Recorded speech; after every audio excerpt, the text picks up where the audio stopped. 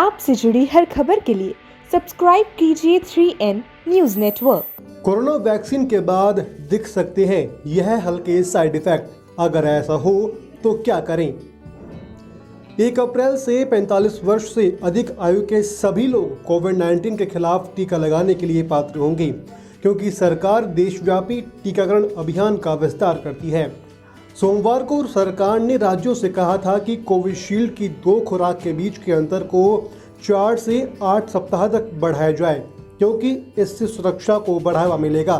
पर वैक्सीन लगने पर सबसे पहला सवाल जो आपके दिमाग में आया होगा कि वैक्सीन के 2 डोज क्यों लगेंगे और क्या दोनों डोज लेने होंगे? तो जवाब है हाँ। यह जरूरी है कि टीके की खुराक पूरी होनी चाहिए और दोनों होनी चाहिए। कोरोना से निजात के लिए ज्यादातर वैक्सीन की 2 खुराक अनिवार्य है। इन खुराकों के बीच में 2, 3 व 4 सप्ताह का अंतर रखा जाता है। भारत में दी जा रही सीरम इंस्टीट्यूट की कोविशील्ड व भारत बायोटेक की कोवैक्सीन भी ऐसी ही है। 4 सप्ताह के भीतर इनकी 2 खुराक दी जानी है।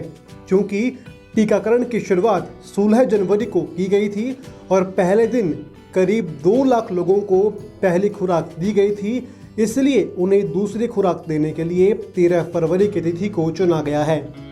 हालांकि 28 दिनों के भीतर ही दूसरी खुराक देने की बाध्यता नहीं है। पहली खुराक लेने वाला व्यक्ति 4 से 6 सप्ताह के भीतर कभी भी दूसरी खुराक ले सकता है। केंद्र की गाइडलाइंस के मुताबिक कोविड-19 की दूसरी खुराक के 2 सप्ताह बाद सुरक्षा के लायक एंटीबॉडी विकसित होती है।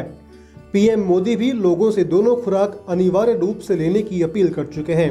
उन्होंने कहा था कि पहली खुराक लेने के बाद अगर खुद को कोरोना से सुरक्षित मान लेते हैं तो वह सबसे बड़ी भूल होगी। आप कोरोना से तभी सुरक्षित हो पाएंगे जब दूसरी खुराक भी समय पर आप ले चुके हों।